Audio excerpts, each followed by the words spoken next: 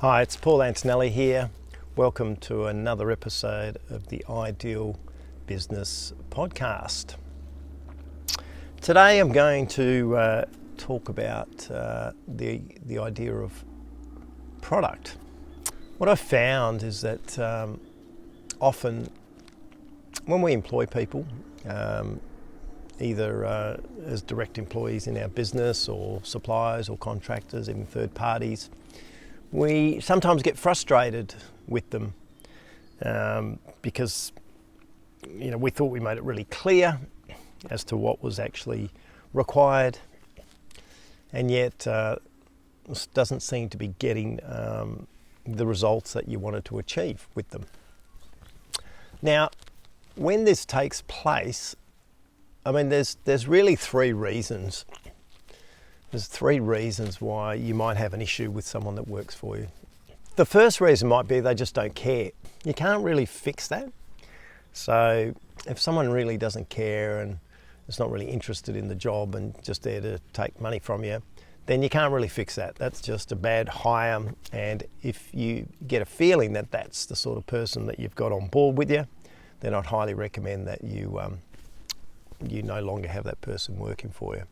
The second reason is that there's something going on, or there's some issues in their own personal life, or something that's preventing them from having their attention or focus on what's going on. And often it's just a question of talking to them about it and finding out.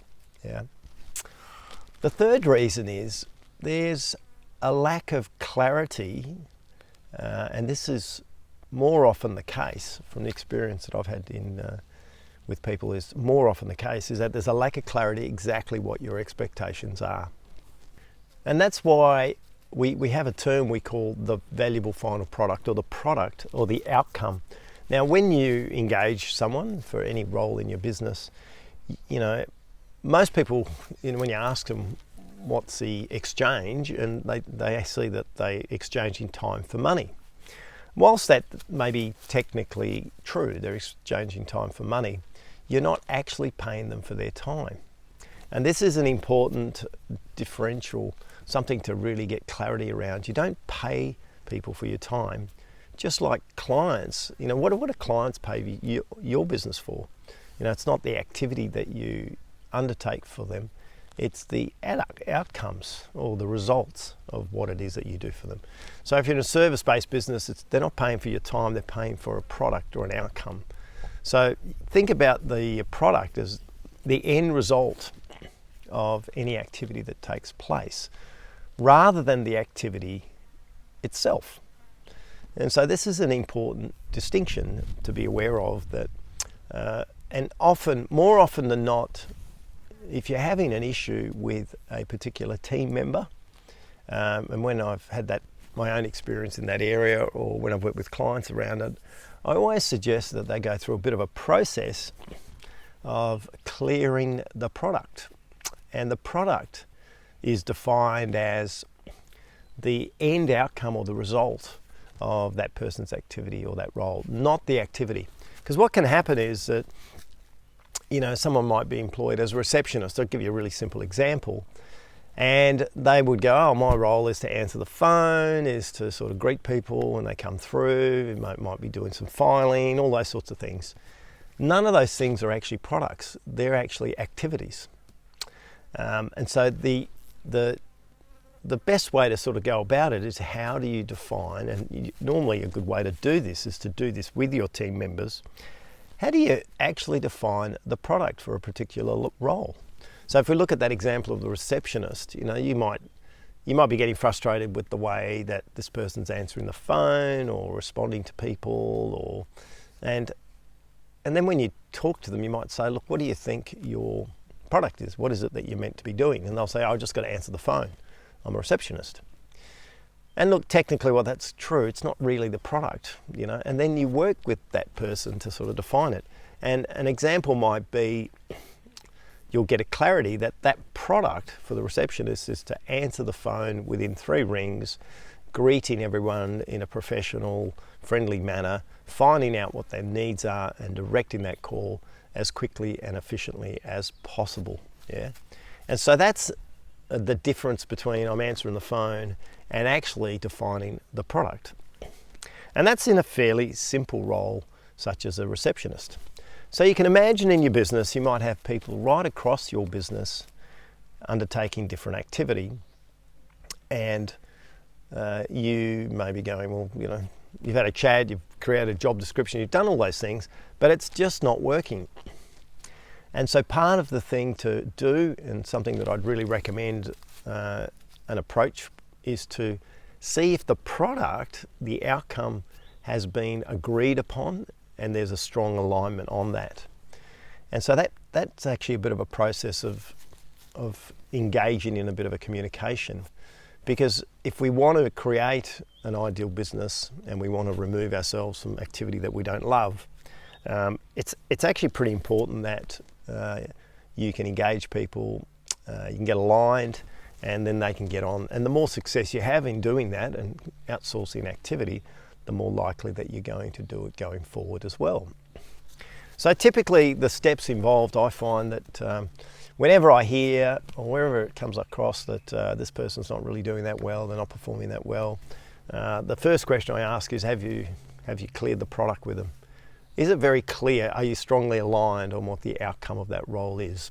And another way to think about the product is that you should be able to, if it's a well-defined product, you should be able to generate a statistic, or you should be able to measure it. Yeah, you can't necessarily just measure an activity outside of just time, but you can measure a product or an outcome. And so what I'd always recommend is if you have any team members that you're struggling with, you know, I think it's important to work out, you know, do they care? You know, if you're finding that it's someone who just doesn't care, they're just taking advantage of the role, just want to get paid, then you can't really fix that. That's really an attitudinal thing.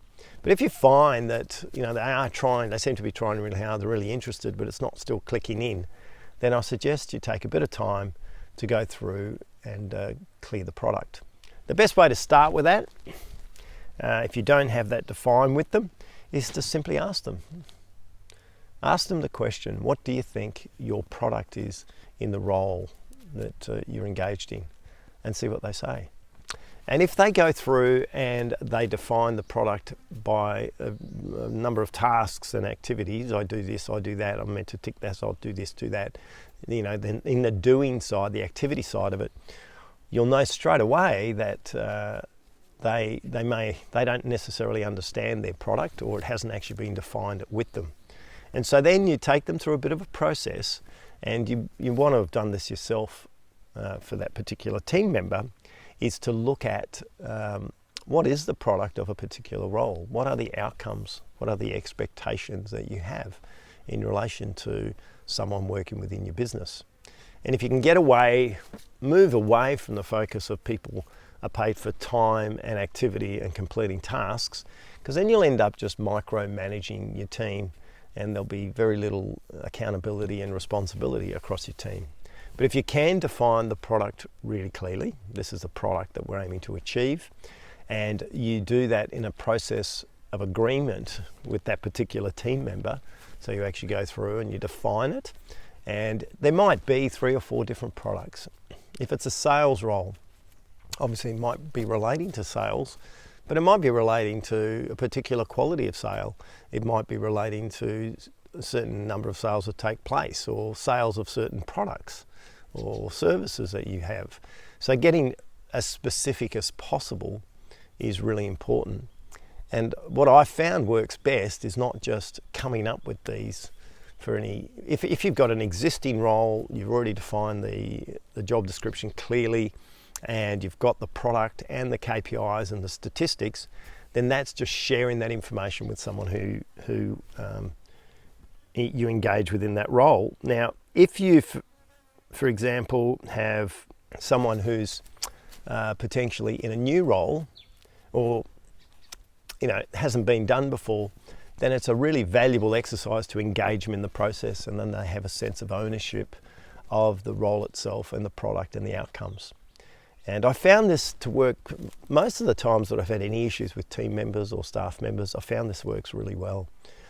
So I guess the way to look at it is the first port of call is to go, have I provided the correct framework and the correct understanding for a team member so that they totally understand what it is that they're here to do, here to achieve, that what their products are, and do they have metrics, are they KPIs or statistics that they can track and measure to know if they're doing a good job in their own role. And if you've done that and you're still having issues, then you want to look a little bit deeper as to what the cause is. But this would be the first port of call. This would be something that I'd always recommend you do with any team member that you're not happy with. Clearing the product being the outcome.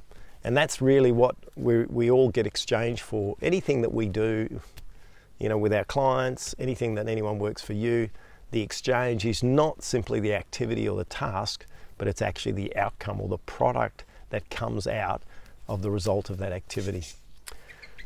So I found that this is a really useful process to go through. It provides a bit of a framework within your organisation about providing high clarity. And if you want to extract yourself and enable people to do particular roles that you used to do before, then it's almost essential that you do this. Otherwise you end up finding that it's never quite to your satisfaction, and it always ends up bouncing back at you and coming back to you. So if you want to avoid that, spend some time on this activity, spend some time defining the product, getting really aligned, and then you'll find that it'll make it a lot easier for you to step back and create a bit more independence and space from your business and particular activity in your business. Thanks for joining me. Hopefully that's provided some insights into a really useful process that I've used over the many years in relation to team members, and I'll catch up with you in the next podcast. Ciao for now.